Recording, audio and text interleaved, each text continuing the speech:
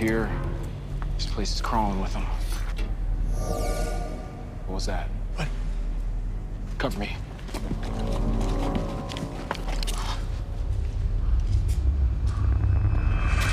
Guys! Hey, guys! Hey, guys! Oh, thank God. And we started a community of survivors. Y'all come live with us.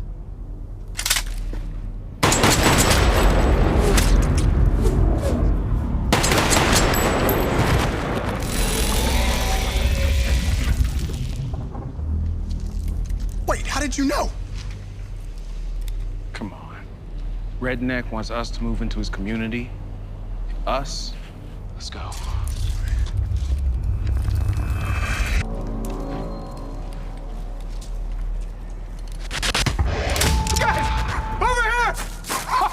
Oh, thank God there are others. Would you let me date your daughter? Of course!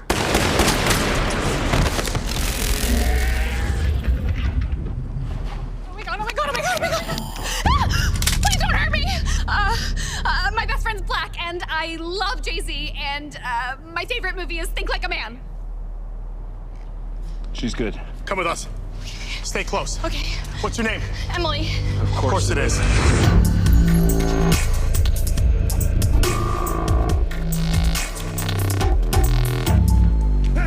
Don't shoot! Don't shoot! What do you think about the police? Well, I love the third album.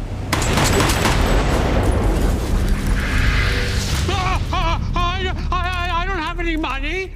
No money. Oh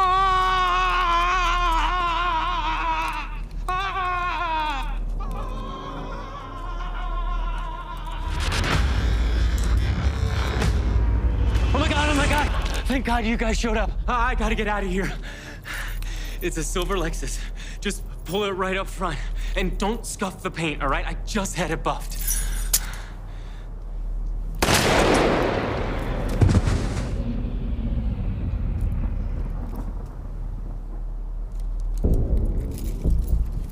Was he an alien too? Yep.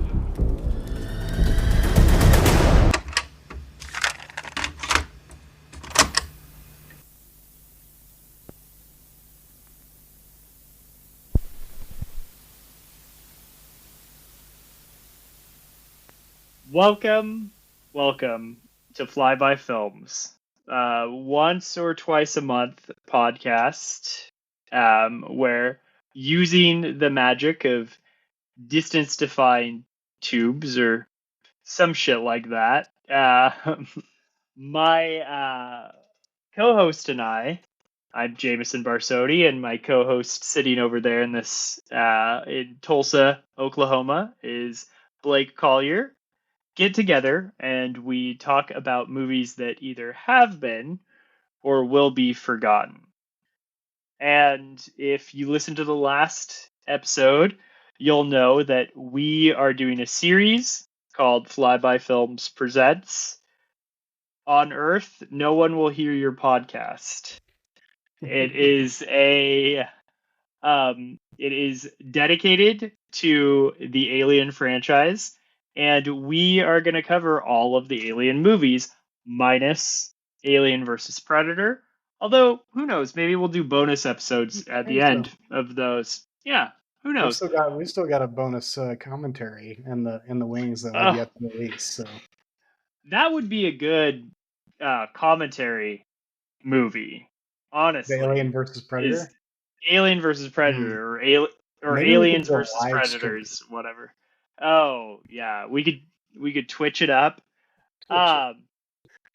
So we are one in. So this is the second episode in the series. Just to kind of recap, we are going to be dedicating this episode, and we dedicated last episode to Alien, and then this one will be Aliens, and then the next episodes, the next two, will be dedicated towards two movies each. So we'll do Alien 3 and Alien Resurrection, and then Prometheus and Alien Covenant for the following episode.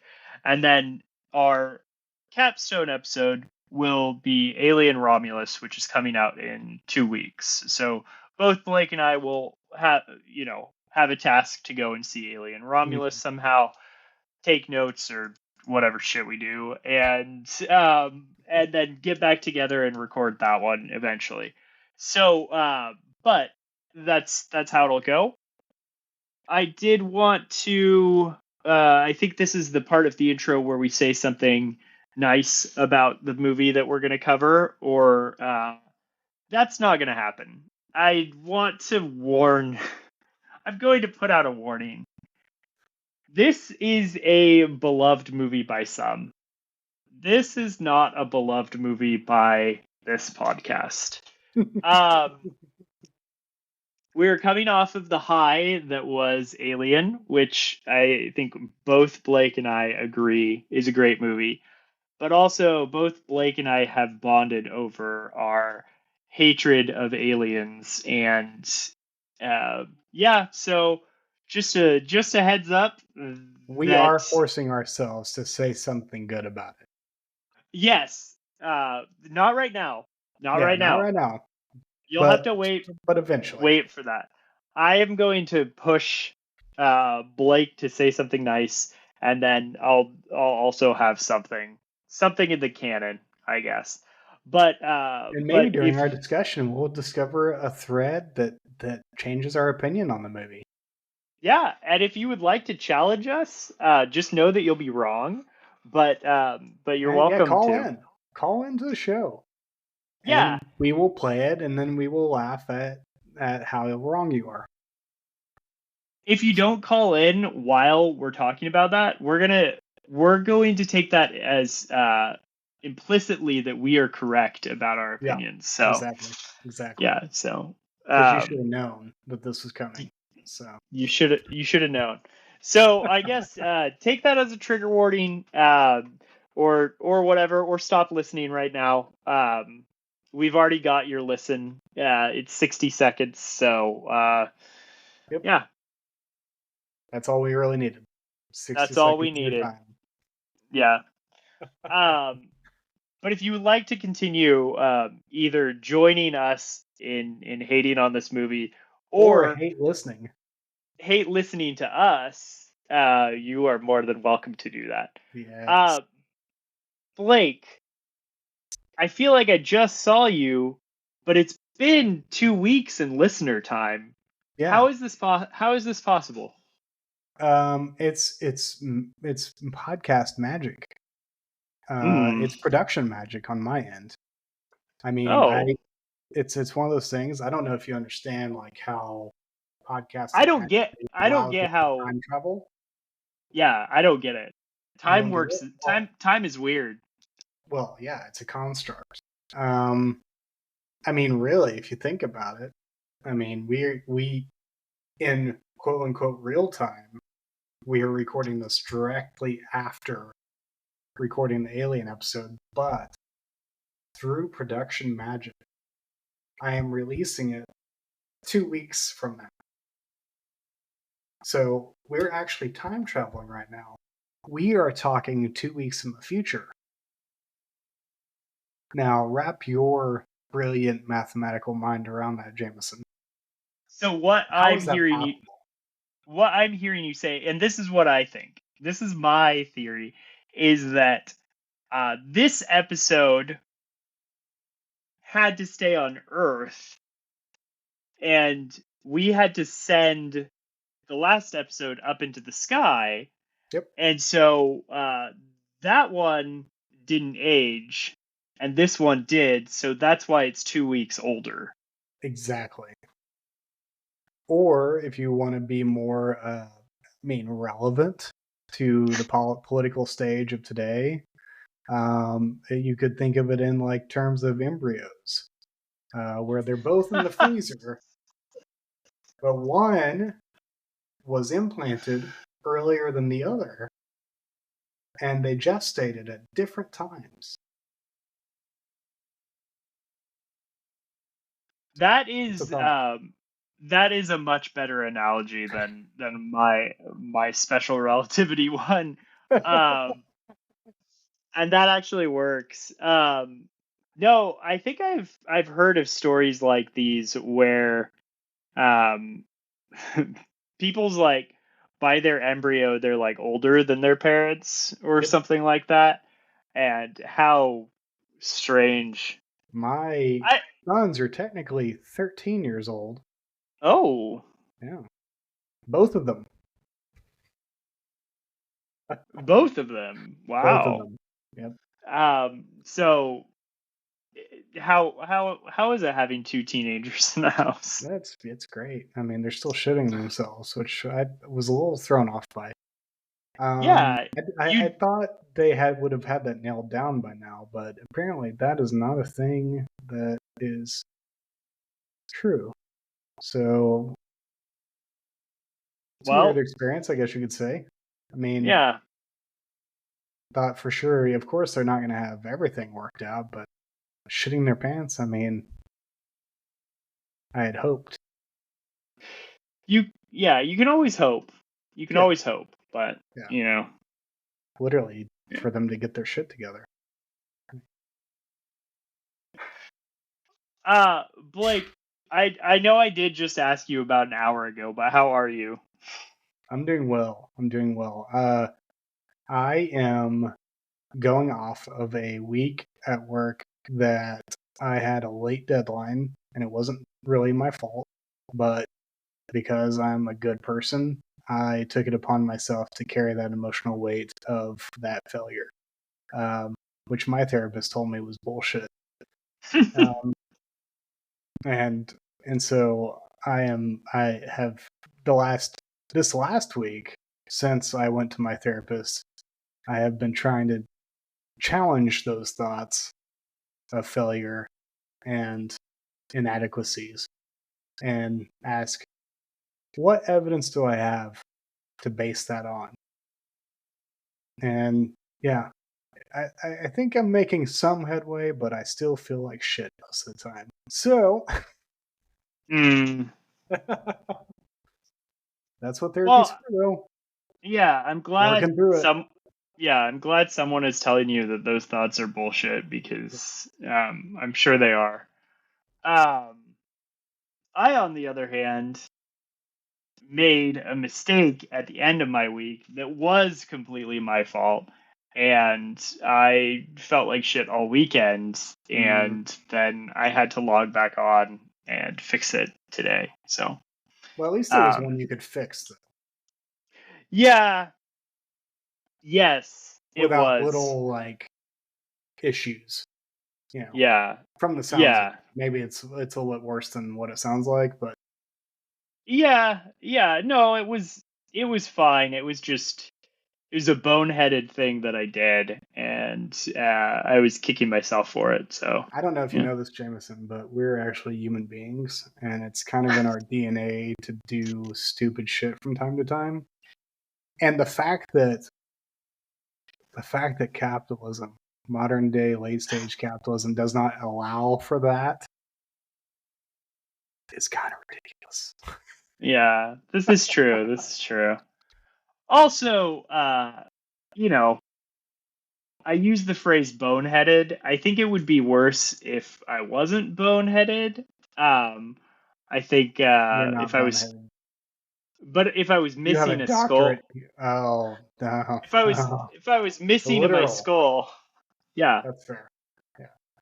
Yeah, that would yeah, be like if you were an infant and you hadn't fully developed yet. yeah. Yeah, that's Yeah. fair. I mean, can you imagine what an infant could do in modern day corporate world? Dude, they would. You've heard of Boss They'd Baby, fuck some shit up. but have you heard of Normal Baby in the workplace? No. That's you just couldn't do that. Yeah. I've heard of people who act like normal babies at the workplace, Yeah. but Yep. that's about it. Blake, have you been following the Olympics at all? No, Oh. because it's the Summer Olympics, and the Summer Olympics bore me. Well, yes, Summer Olympics are weird sometimes. But what Winter Olympics do you like? I like anything involving like things that could actually like potentially dismember people like bobsleds, crap, and the luge, the luge, The luge, yeah.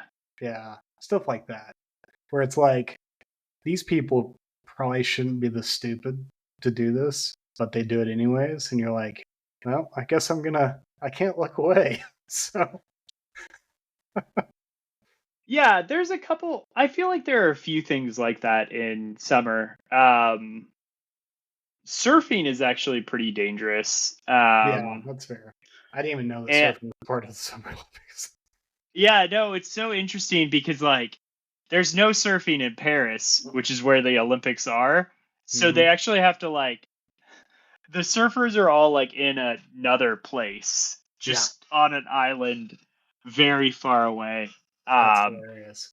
And apparently they're just like sitting there waiting for the waves to come in until like it's actually good and they can have a competition. But yeah, Seems like it's bad there's for business. there's also like horse shit, I think Literally. horses are dangerous, so those Oh, they're things are incredibly dangerous, especially if you're trying to shoe them. yeah. So so those are the summer things that I think are kind of dangerous. But I've been following the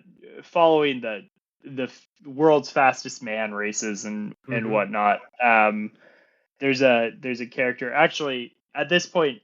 The 100 meter is settled, which is the fastest one. It's the smallest distance.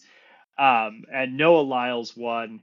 It was actually a really crazy race because first and second were only separated by 5/1000ths of a Ooh. second, and they needed the photo finish and everything. And apparently, it's all about the torso. Yeah, the So that's why they're like doing that. always So you leaning like forward. see some of their heads or like feet kind of in front, like, and you're like, oh wait, who is the winner? But it's the guy with the chest, that's furthest out. I So wonder who decided that. I don't know. I mean, I think their times too, like, I don't know if they're chipped for that race, but they figure out their times. Mm-hmm. And I don't think they just use the camera to do that. So there's some way where they figure out their times, and that's ultimately like what's maybe more Right. important. Yeah, that But makes sense. the photo allows them then to kind of point to the moment and show people, and it Yeah. it gives them that. Hmm. But yeah, no, it's crazy because like there were 7 people, and between first and last is like a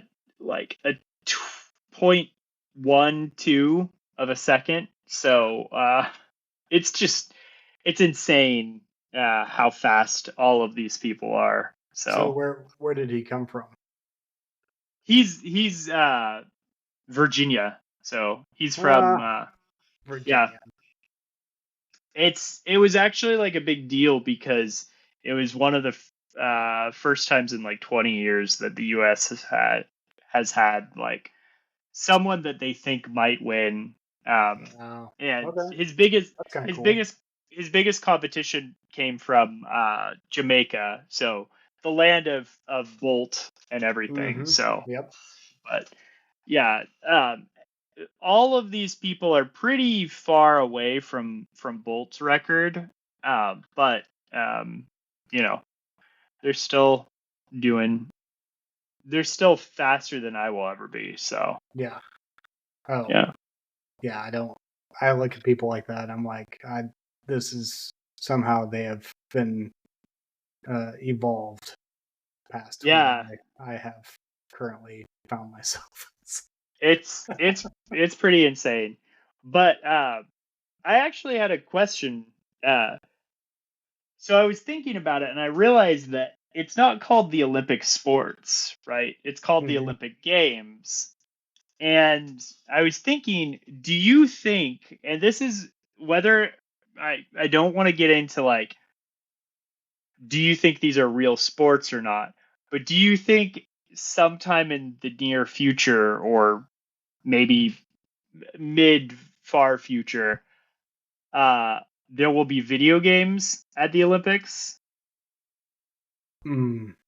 I mean, there's already esports in colleges, so Sure. So how long do you think before, Call of Duty shows up? I feel like it's pretty, and I could just be completely wrong on this. I'm far from an expert on how sports get determined for the Olympic Games, but I feel like that's a pretty difficult thing to add to or take away from.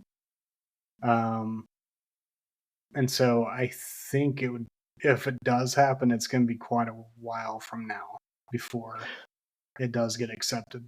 Like it has to be like, and I would almost bet it would almost have to be some kind of VR. Like there has to be some kind of physical component to it. Yeah, I get that, and I'm sympathetic to that, and I honestly don't care like either Mhm. way. I'm not really going to be interested Yeah, either way. I don't yeah. really go in for that, but I will say that you know esports is a thing, whether or not you think it's a sport or not. Um, there is precedent for new games being added to the Olympics, right? Mhm. There's skateboarding. That's a thing now. Uh, there's I feel also like precedent. surfing would have been added too at some point. Yeah, there's also precedent for not everything at the Olympics is actually a sport, right? Yeah. Like Mhm. skeet is something, Yeah. and I wouldn't call skeet a sport. It is a highly skilled game. Mhm. I think we can all agree on that. I'm not knocking anyone, but shooting a gun isn't to me sport any more than Unless you like, mean the old school meaning of sport, but sure, yeah, sure. not the Yeah. way we understand it now. Yeah. And curling, there's some physical activity involved, but it's a skilled game. Mhm. Um It's like the and chess of Winter Olympics. I actually think, wasn't chess once in the Olympics, Oh, I or it couldn't was tell you. like it was Yeah. considered, I don't know. Anyway, so I think I think it's going to be one of those things where you're going to get, and I don't mean Republicans and Democrats, but you're going to get conservatives and liberals coming out, and it's going to be one of these Yeah. like, oh no, back in my day, and like other people are Back going in to the be day when you like, were a teenager, yeah. before you had status and before you had a pager. Sorry, a little Tribe Called Quest for you. Mm, I dig it. I dig it. I dig it. Yeah, I isn't so is skeet, is that separate from the triathlon? Because I know Uh that like ski there's the my dad's favorite winter Olympic sport was always the one where they had to ski, shoot, and something else. It was like a so winter triathlon. yeah, I don't remember. I know that there's biathlon. And Maybe that's it. I think that's the one that you're thinking of. Yeah, Yeah. maybe so. I just remember Um that it involved both skiing and shooting. That was yeah. in the event. So Yeah, no, skeet is when they shoot the the birds. discs up into the air, and you shoot those. I just didn't know So, if it was like separate from something else. But yeah, yeah. no, I've done ski. It's fun. Oh yeah, and again, not knocking Mm. skeet players at all. I'm not, But I would it it's a bit of a stretch in the modern day vernacular of sport. yeah, I mean, I definitely think that like it's on the same level as playing a video game, Mhm. right? That makes sense. As far as the type of activity that you would need if you're playing at a league level of a video game. You do need good hand-eye coordination. Probably the same for skeet.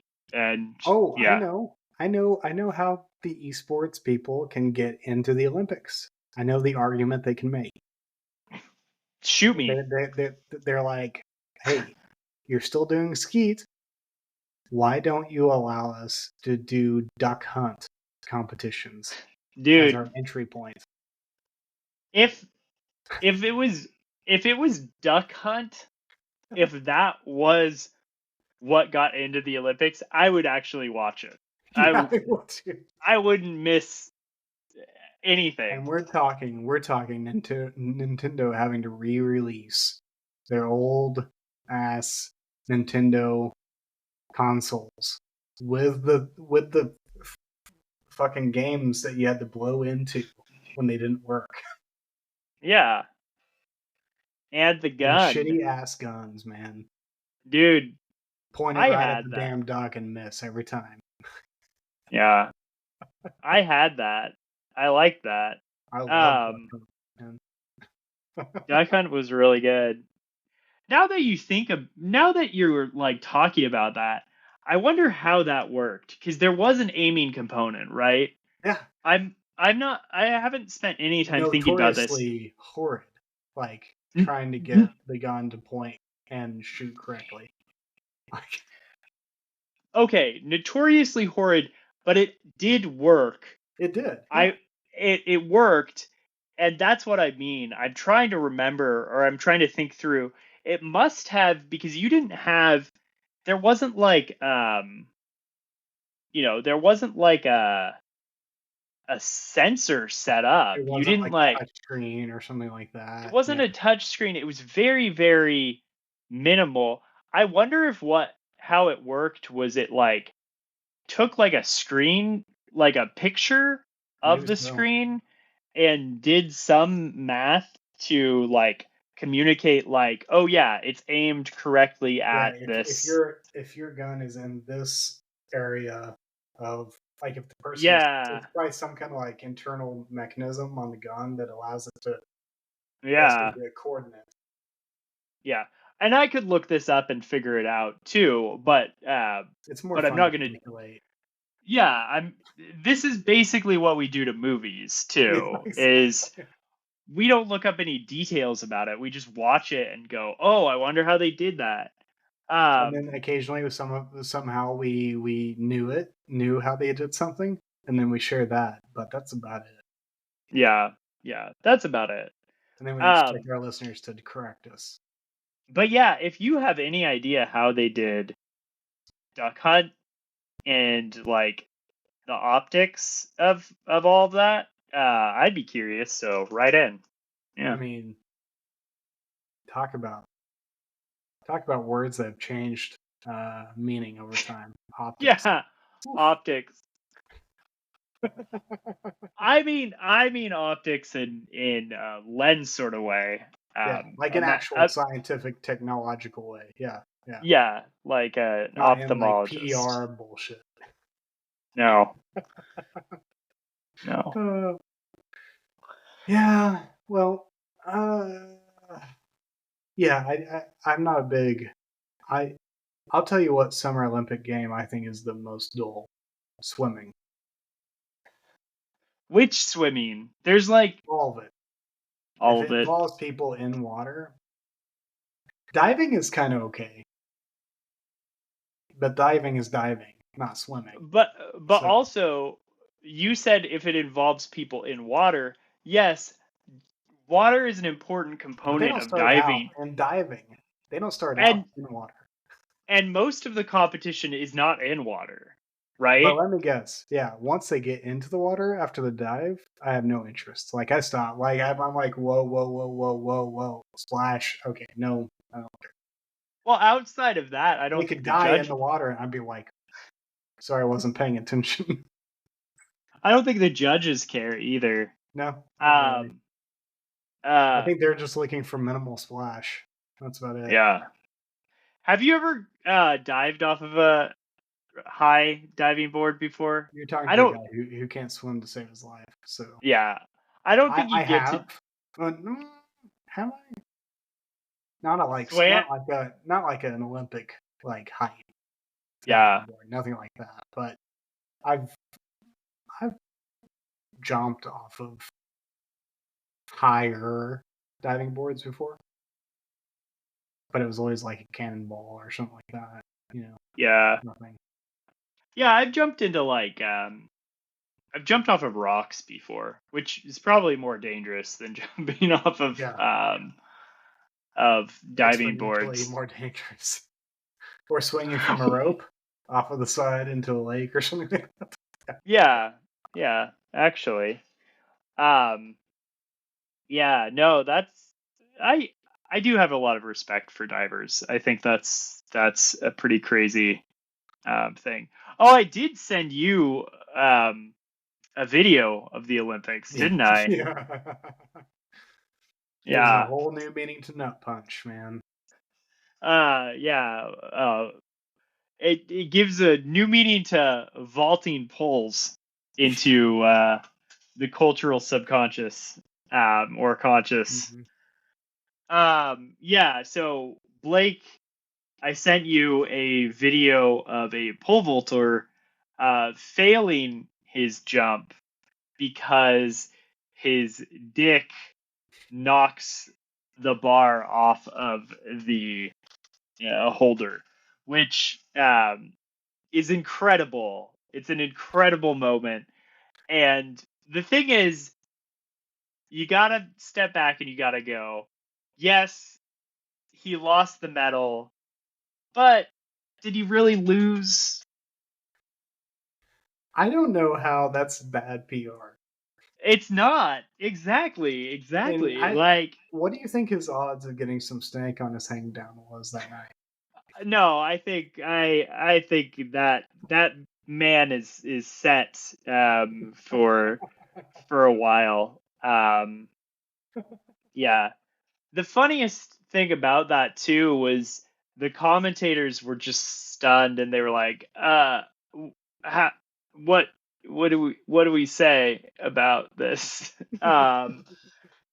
They didn't know how to like talk about it in broadcast terminology. Yeah.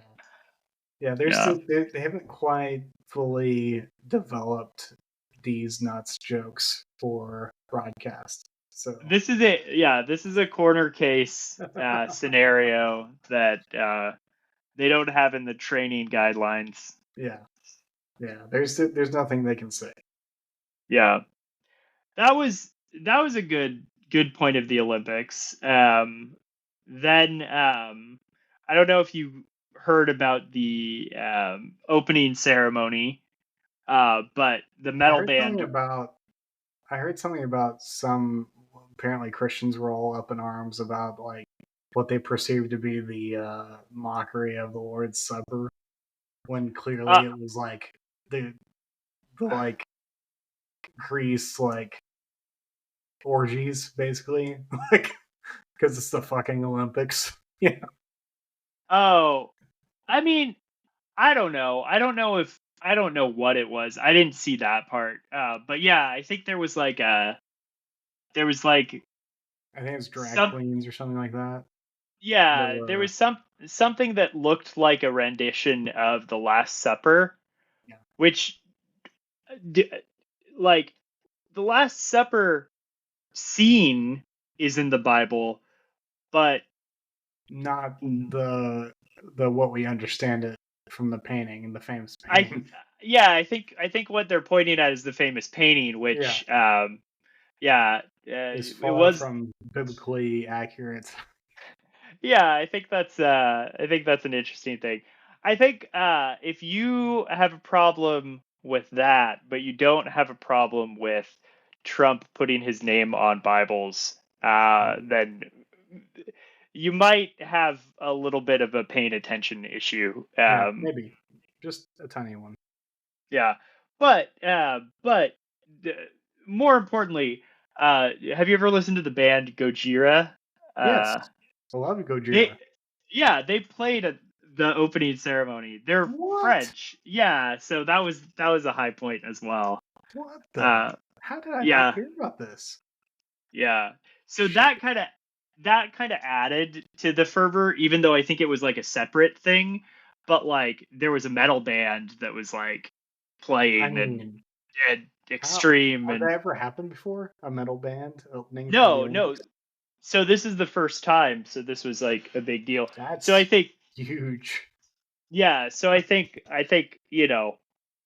uh, I saw some headline that was like Rob Schneider says that the Olympic ceremony is satanic, and I was like, oh, I'm so glad the European gigolo is telling us European what is satanic and what is not. It's wonderful. But yeah. Anyway, yeah. I mean, it's just I think I don't really get.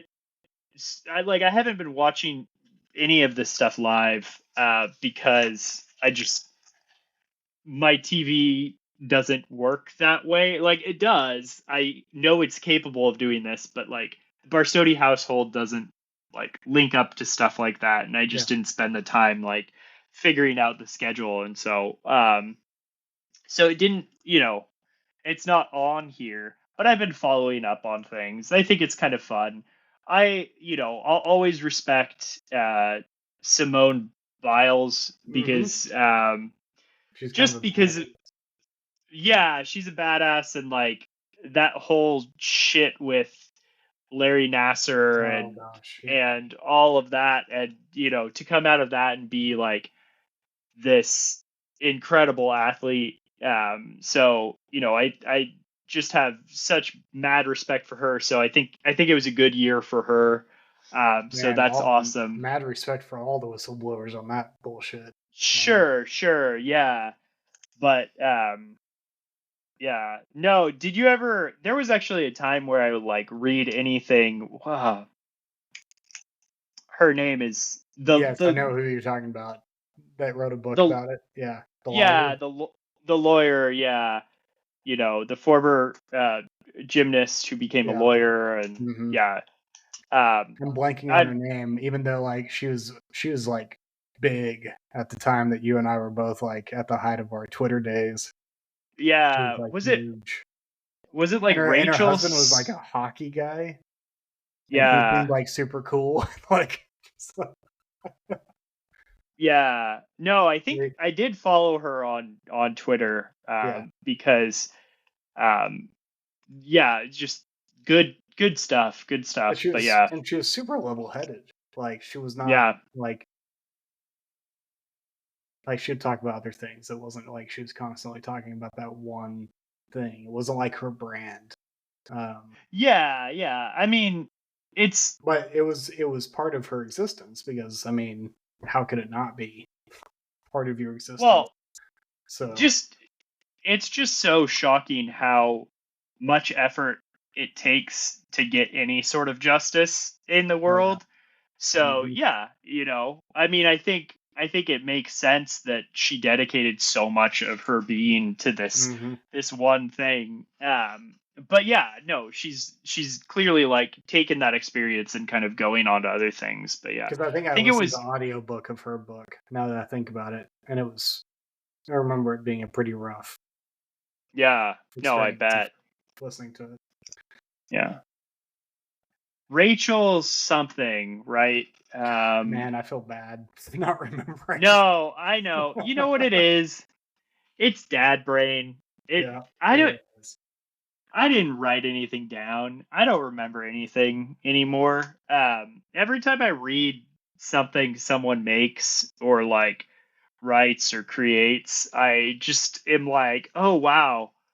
I don't think I could ever do anything like this again, which isn't true. I just know that like things take effort and work, and most of the time I just feel like a shell of myself, right? Exactly. Like I know I'm capable of doing like interesting, impressive, like good and quality things. I just, all of those things take effort, and it's effort that I do put in, and I have projects that I like build towards, but yeah, it just And most the days bigger problem is it's not just like, necessarily ugh. our willingness to put in effort. It's our ability to have energy in order to put in the effort. Yeah, Energy is my exactly. number one sticking point, man. I've got to. It's almost like I've either got to do it during the weekend or I've got to do it first thing in the morning, because if I wait till nighttime, it's not going to happen after a long day of work. And you're just like, man, the last thing I want to do right now is expend any energy.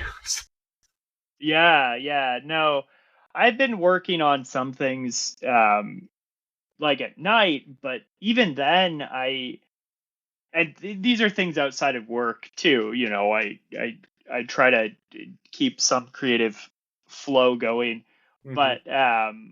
but you know, it has to be something I'm really interested in too, because I'm stealing like time from my sleep, right? Yep. So I have to, Stealing time you from your know, sleep and stealing time for your family, which is another. You're just like, you really got to pick and choose what is worth it. yeah, stealing time from the family is kind of like a no-go, so I like have to try to plan things around that. But yeah, you know, it starts bleeding into it when I Mm-hmm. start stealing time from sleep, because then I need sleep in other times, and yeah, it's not good. So yeah, No, not good at all. it's So hard. I guess we should get into this movie, man. I don't know. Should we? You know what? We could just say we didn't like it and then move on. And just move on. No, No. no. The listening public needs to know why we didn't like it. Why we didn't like it. No, we could talk about it. We also promised we would say something nice about it. Okay. Yeah. So, okay, this movie comes out 7 years later after Alien. Yep. Which is actually kind of interesting. I was like thinking about it, and I was aware of movies that were coming out probably around 97, 98, which is Mm-hmm. around the time that Alien Resurrection Yeah. started coming out. And I remember when that movie came out and came to theater, and I remember thinking, "Oh wow, they're doing another Alien movie. It's Mm-hmm. been so long." But really, it had been 7 years in between Alien and Aliens, and it had been like another 7 years, maybe 6 years or something Mm-hmm. like that between Alien, Aliens and Alien 3, and then it was only like 4 or 5 years Yeah. between I'm trying to Alien remember 3 when and Alien 3 came out. I That think it was it 93 or 92? I want to say 92, but 92. Yep. 92. Okay. Okay. So So yeah, yeah, it would only been what 97 was when Resurrection came out? 5 years. So it goes Or 7 years, 6 years, 6 and then years, 5 years. Yeah. And then it goes 20 Yeah, years or something exactly. like that. Yeah, exactly. Yeah. So, Find a franchise nowadays that did that. yeah, no. But, yeah, so Aliens comes on the scene. This is a well-liked movie. A lot of people rank it near Alien, and a lot of people are wrong. Yeah. But so this movie finds us in movie time 57 years after Mm-hmm. the events of Alien. Ripley has been in cryo sleep the whole time, so Yeah. Sigourney Weaver hasn't aged. Neither has Jonesy. Jonesy shows up Nope. again. We get J. Crew model Paul Reiser. Yep. He's the second character you meet. And then the rest of the characters are Space Marines going back to this planet. Oh, and then a girl who I think Blake liked this actress more than I did. But Well, Newt.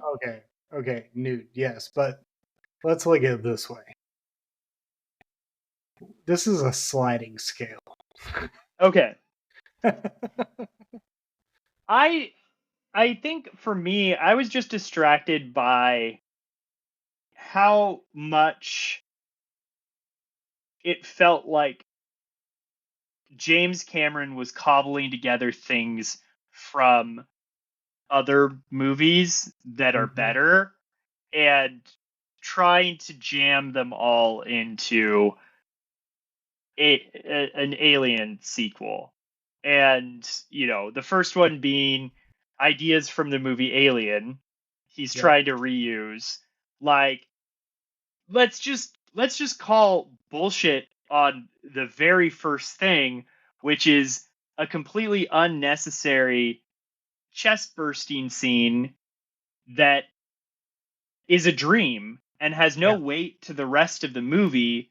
It's just a callback to one of the great scenes in the in original. Yep. a superior movie. And are there any other chest bursting scenes in Aliens? It kind of That I'm aware.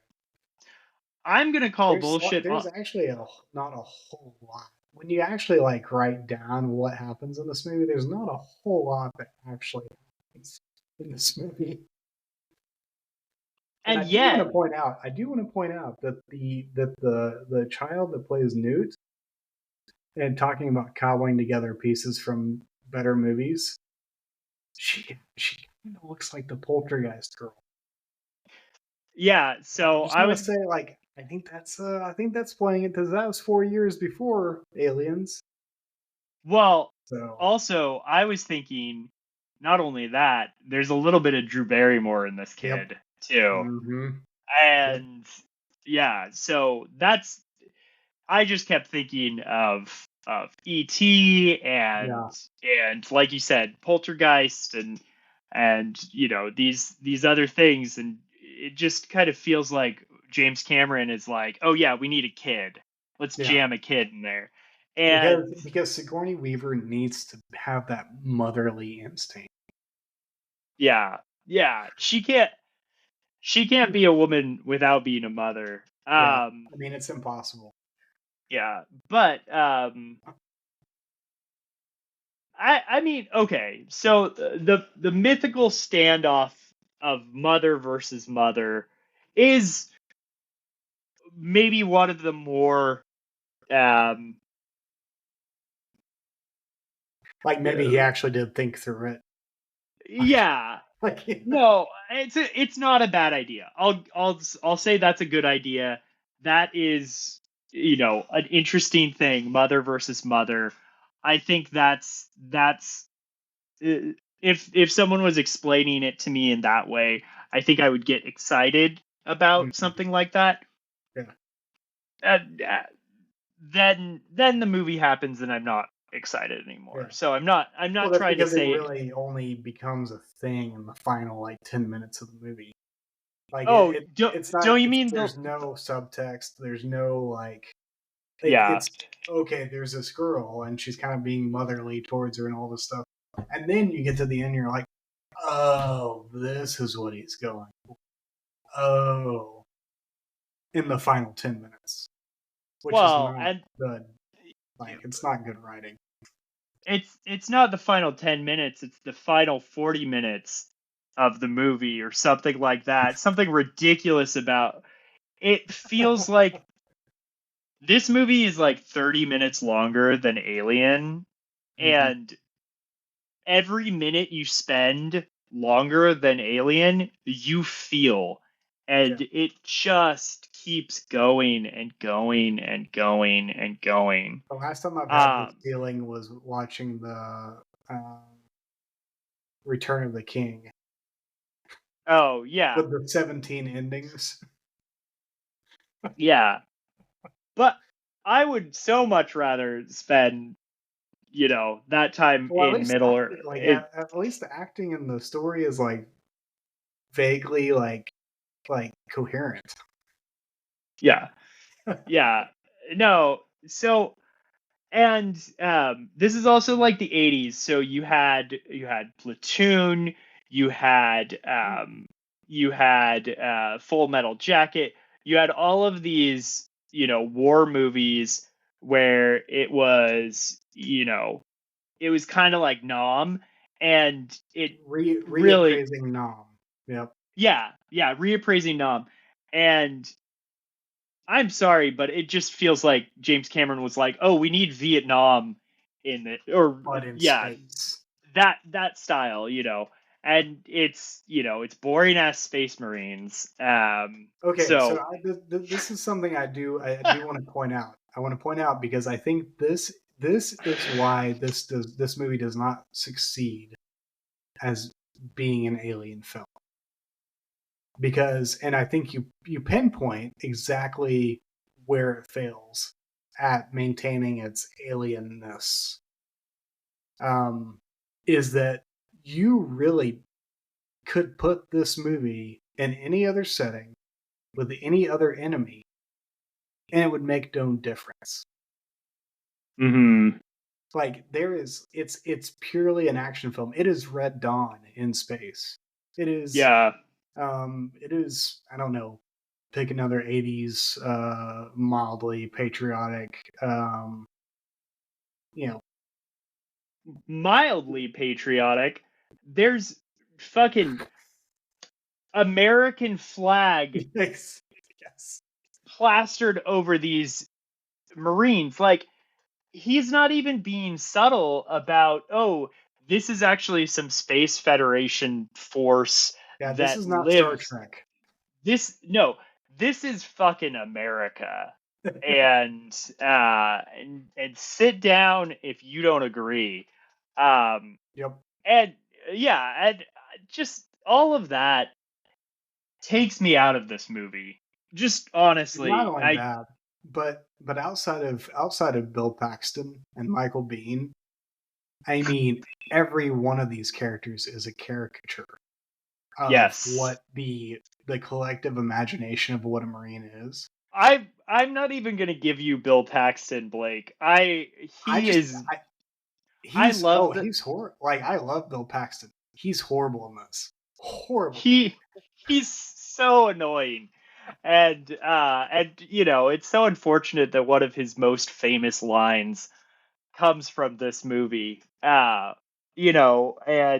he's just playing like a annoying surfer dude, marine But guy the whole time. that's where I exclude him Yeah, from the stereotype.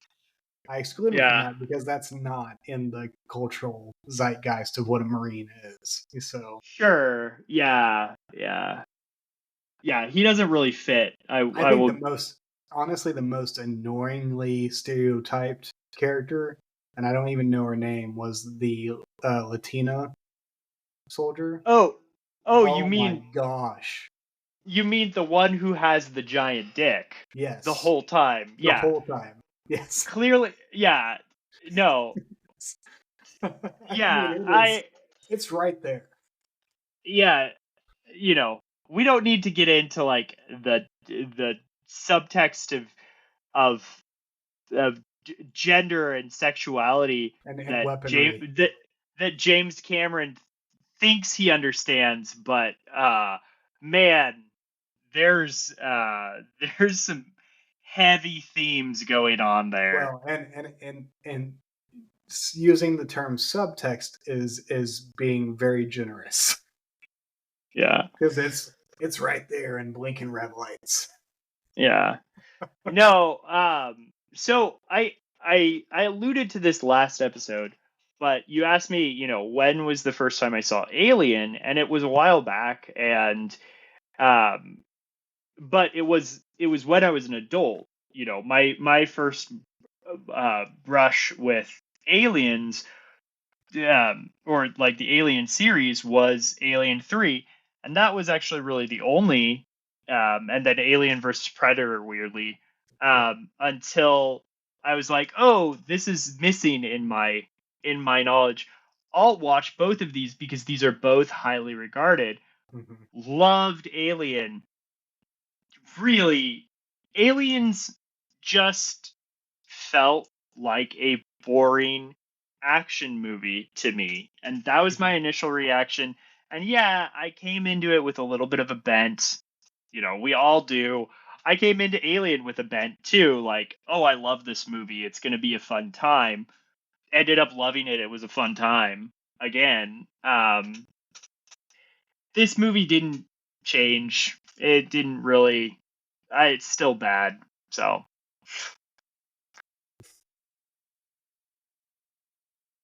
You're back? Are you back? I'm back. You Okay. didn't never leave. No, I never left. Now, okay, continue on. Oh, I was just saying that Alien. Yeah, I went into it again, expecting it to be good, and it was good. This one, yeah, to be fair, I wasn't expecting much, and it again met that expectation of not much. So, um, okay, should we get into kind of some of the beats of this movie and delve into anything? I mean, yeah.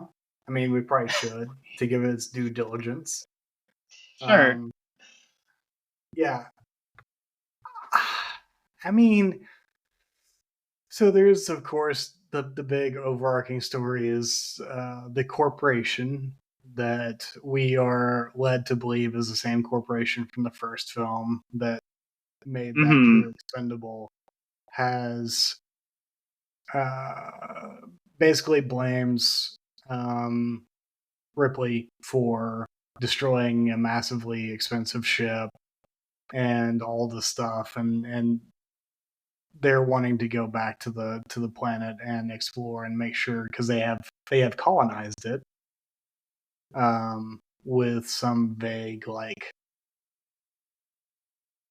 weird industrial tent town. I want to point out that whoever was in charge of the inflation calculator for this movie was way off. These ships, they're like saying like, oh, this ship or this world is like millions of dollars. No, you're off. These things would now, today, not in the future when they're actually set, would be in the billions. So yeah, Yeah. It's every time that came up, I it's was like, wishful ugh, thinking. Let's just yeah, say. yeah.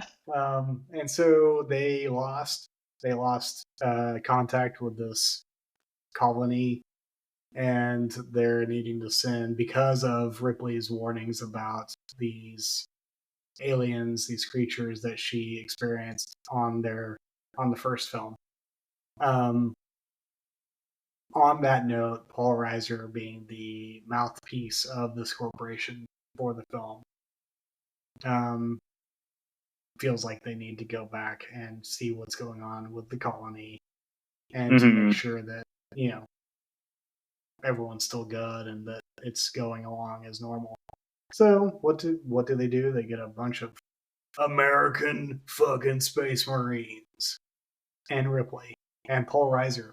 Why he would go on this mission, who knows? But fine, whatever. I'll give Cameron that. Sure, send the stupid mouthpiece PR guy. That's fine. To go check out, see what's going on. And of course, you should know from the first film that there's ulterior motives going on here. And of course, they're still tracking this damn creature that they want to exploit and who knows what with. And I mean, ultimately, these people are expendable again, but if you know anything about modern day military history and military complex, soldiers are pretty much expendable anyways, so the losses and gains are not quite as painful as the first film. They knew what they signed up for, I guess, if you want to use that cold logic. Yeah, Cameron does, and maybe this will be my one nice thing. He does twist the knife a little bit more to get you to feel a little worse for the Marines that the first ones that die, where he shows you that the people are being kept alive as incubators, which I will say, okay, props to you. That is one of the few horror elements of this movie. But it is kind of a blink and you miss it sort of situation because, soon after that, there's explosions that take your mind off of those horror things too. And it's not even a consistent thing. Like, why there needed to be incubators when later on in the film the alien mother is ultimately doing the same thing she did in the original film, and like, okay, like, is this creature just like cruel for the sake of being cruel? I don't know, maybe. If you want to give it a very gracious look, then yeah. Yeah, I mean, there is that step from facehugger to incubator, right? So maybe they were being kept alive for that. And when they burst, I don't quite understand how xenomorphs, continue on. I mean, it makes sense in the first one because it's one facehugger, one person, one xenomorph. You get into aliens and you're like, okay, how does this whole system work? If they need an incubator, it feels like they would need a lot of living creatures in order for... Yeah, I mean, don't get me wrong, facehuggers are terrifying. But at the end of the day, I'd rather face a facehugger than a fucking xenomorph. And it seems like they gotta have warm bodies in order for xenomorphs to form. Well, yeah, and that might be why they were all kind of waiting on the planet, so they could stay in the eggs forever. I don't know. Maybe we'll get our questions answered later on, but no, we're not going to. I do want to touch on a theme that shows up, and it starts with alien, and it continues on, and I think it's one of the things that works about this movie is Lance Henriksen. He is Bishop, who is a callback to, again, Alien.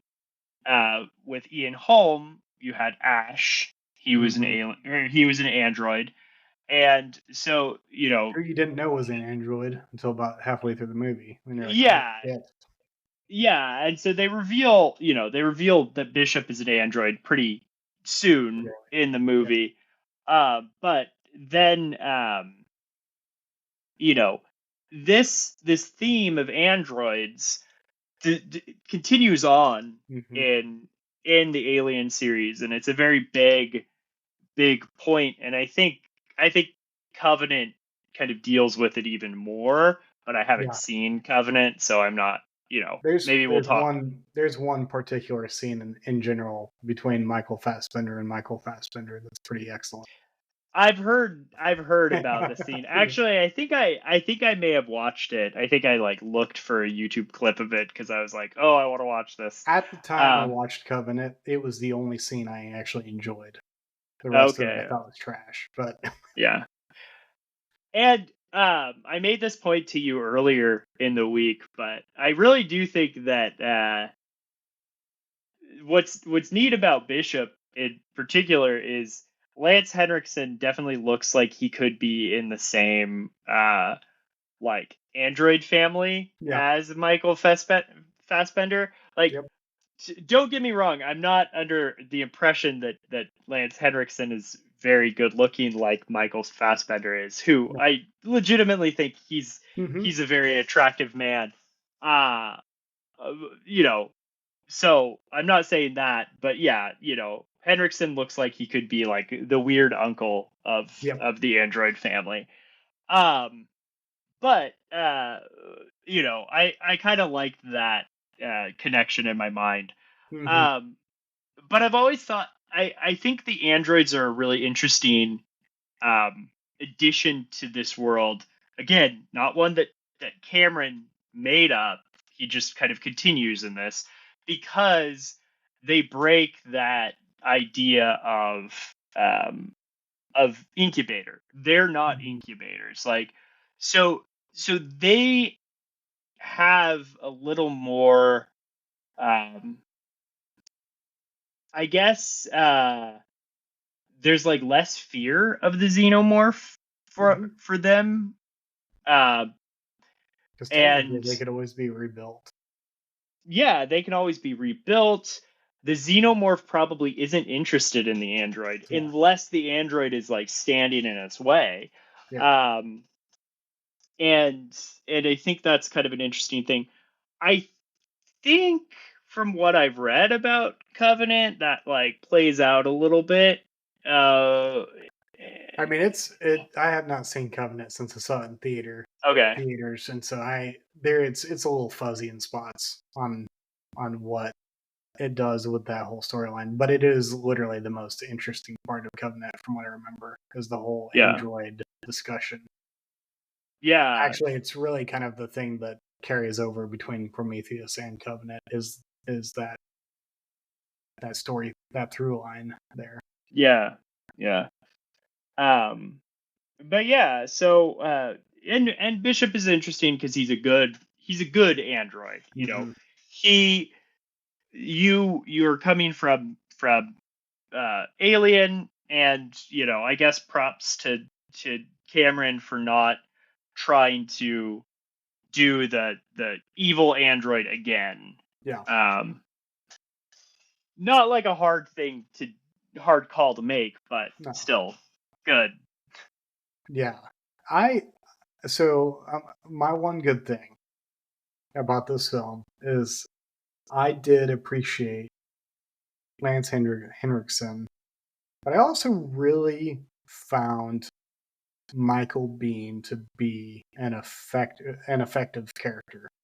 Even though he's playing a space marine, whatever, he showed more pathos and nuance in his character than really if I'm going to say that there was a favorite scene in this movie, it's when Ripley is decrying Paul Reiser's bullshit and how he's wanting to like stay on the planet and not like get the fuck out of there and blow the planet up. And she's like, well, technically, and I don't know his name in the movie, but he's a corporal, so it's actually his decision. And you see this look on his face, and he's like, yeah, let's get the fuck out of here and blow it up. And you're like, yes. And at that point, you're like, okay, they're going to be friends because they're clearly on the same page. Yeah, and Biehn makes it out too. He does. It's Ripley, it's Biehn, it's Henriksen. Wait, and Newt and Newt. Yeah, does Henriksen make it out, or? I mean, I know. Yeah, technically, he does, but yeah, I mean, he's not in good shape. No. He got ripped completely apart, but yeah. I mean, he's still he single-handedly saved Newt at the end. That's true. So, even though it was only his upper half. Yeah.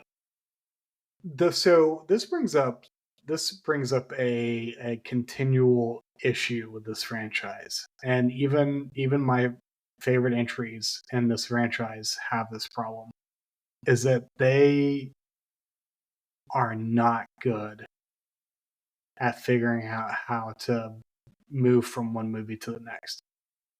No. Like massive holes.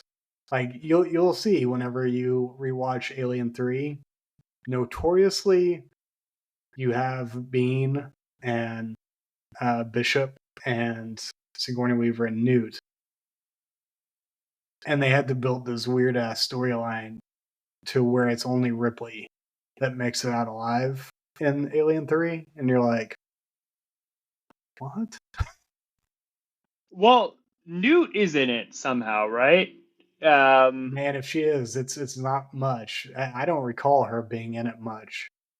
Maybe it might be a flashback, but I looked up, or we looked up, Kira and I, when we watched it, we looked up that actress, and this movie, Aliens, and then Alien 3 are like all that's on her IMDb. Her IMDb. Yeah, I mean, it's so possible that I don't remember it, but it could be a flashback too. It could be like something very brief because I don't remember it. I've seen, the TBS version of Alien 3. So well, and I think it's yeah, man. I just don't have a strong recollection of her having even a remotely large role, if she is in it at all. well, I might yeah, be surprised. It's been 4 years since I've watched it last. yeah. No, I'm looking forward to it. And but speaking of the continuity issue, this is an issue all the way through the series. Like, yeah, yeah. Supposedly Sigourney Weaver was like, after Alien 3, she was like, I am not doing another Alien movie. I'm not. And in order to get her to go to Alien 4, or Alien Resurrection, she's quoted as saying, they had to drive dump trucks full of money to my house in order to get me to agree. So, yeah. Yep. And understandably, I mean, because as much as I like Alien 3, like her character does not get range after Alien. I mean, it does not get, like, Yeah. even Cameron's attempt at giving her a motherly instinct, it kind of works, I guess, but not really. And Alien 3, as much as I like it, and as much as I think the conceit is really brilliant, she doesn't have a whole lot to work with. So, because it's not ultimately, Alien 3 is not ultimately about her. So, Well, yeah.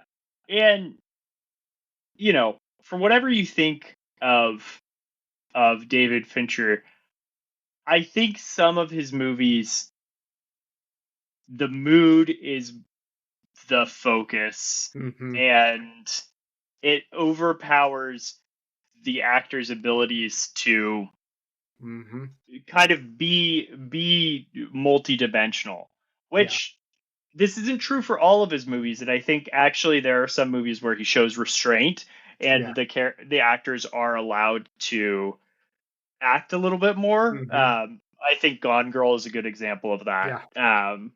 But I think with him it's always kind of a battle between mood and character. And this was, very, very early Fincher too. So it's probably going to have his roughest, sensibilities. And I always forget, where does this come in the Terminator phase for Cameron? Is this before Terminator or is this after Terminator? I think this is after Terminator, before Terminator 2. But that makes sense because Terminator 2 wasn't until like 90 something. 92 something. But I think Terminator came out in 85-ish. 84. 84. 2 years before this.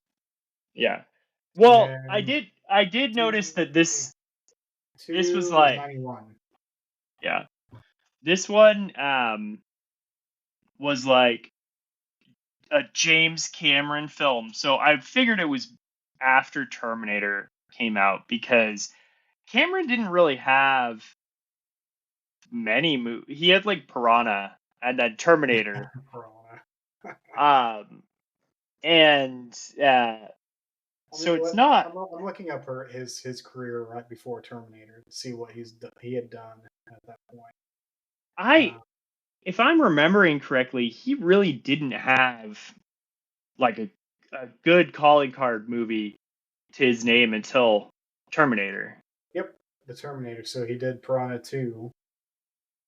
So Yeah. it was a. So yeah, Terminator, and then 2 years later, Aliens, and then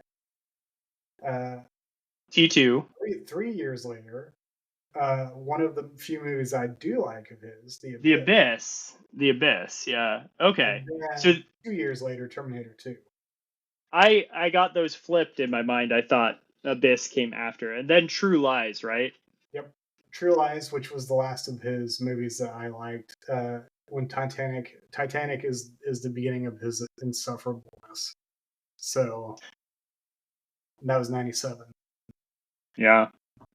Well, yeah, and then he just waits 12 years to make anything anyway. Yeah. So exactly. So and it's all blue people. So exactly, and then he's devoted his life to it. That's fine. You do you, Cameron. Yeah. So I did want to bring up, because I think even if you forgive the storylines, the incoherent characters, all of the stuff that we've talked about so far, I think the most unforgivable element of the movie in my mind, especially compared to the first Alien, is the special effects. Oh, God. This movie shows the absolute wankery of James Cameron's. Like, this is pure James Cameron. He's like, I'm gonna do all this cool shit. I'm gonna like use the most current technology, and it ages poorly every fucking time. And he still has yet to learn that you gotta let some technologies lie, because they're not gonna work like you think they're gonna work. I mean, this is, I think you said, like, we were texting when I was watching this, and you said the special effects in this movie look plastic. And I was like, yes, exactly. Like, this looks like low-end Disney kids films. Yes. Like, not even the good ones. Not even like Black Hole or Tron or anything like that. Like the knockoffs that they got in for a cash grab. Yeah. No, everything about this looks like it was like printed off of a 3D printer 5 minutes ago. And again, you know, lots of people spent a lot of hard work on this, but all I'm saying is compare Aliens to Alien, a movie that came out in the previous decade. Yeah. And look at them, compare them side by side, and you tell me which one has better effects. Yep. You tell me which one is more believably like in space and doesn't take you out with some cheap CGI like nonsense shot that just doesn't need to be there. Yeah. And the only scene that still works is when we get to the actual queen and the womb, and then the eggs being like they sucked down from the womb onto the ground. Like, okay, but that feels very practical. Like, yes, that still feels like a man in a suit. Yeah. And it's a better thing. Like Yeah. it's more fun, it's more interesting, and it's more imaginative And it than still feels physical, like it's yeah, visceral. Like, yeah. So, yeah, yeah, that's all. That's the challenge. Like, you know, if you love Aliens, if you don't like us saying like Aliens has bad um, CGI and effects, like watch Alien and watch Aliens and compare them, and then honestly ask yourself which one has more believable effects today. hmm And I will, if you answer Aliens, I with a will straight face, with a with a straight straight fucking face. with a straight face. I will would love to have that conversation. Yeah, So exactly. anyway, but yeah, Yeah, I honestly don't have much more to say except, you know, clear ranking. I have Alien as 1, Aliens as 2 right now because we haven't covered any other Alien movies. So yeah. Well, just know, yes, of course, I'm gonna have the same ranking, but just know that like there will be like Covenant is probably the only one that will potentially uh, race it out for last. I'm And and I'm and I may I'm and here for it. I may grudgingly like Covenant more than I did the last time I watched it, but just know the temptation for me is to put this dead last. Yeah, yeah, So, and it's rough to know that the first movie is like number one with a bullet and will probably stay that way throughout history. yeah, And then the very next one is just, in my opinion, absolute garbage. And constantly looking at my watch, I'm like, how long have I been watching this? Because it feels like it's been forever. And nothing has happened. yeah. Well, it just won't end. Yeah. It won't end. And you had to bring out the mech scene and Oh oh gosh. Yeah. yeah. Well, anyway, if you Yeah. like all of these things and you hate us now, Please uh, call in. We'd love your please messages. please call in. And you know what? No one called in while we talked about this, so I guess that means that we're actually right. Oh yeah. Yeah. There's no doubt. Oh, one quick thing. You could not like just on soundtrack alone. Oh. Alien soundtrack Oh. so better. Like Aliens is canned, typical BS. Yes. Yep. I just had to bring that up since, tie it back into our soundtrack. Uh, because Alien is considered a great soundtrack by Goldsmith. Um, it's like one of the great horror soundtracks. So, Yeah. and it's there It for a is. reason. It's good. Yeah. It's good. It's understated and it's very kind of in the background. It does its job, but it's not getting in the way. So, yep, Yeah. that's all I got. Yeah. I don't have anything else to add.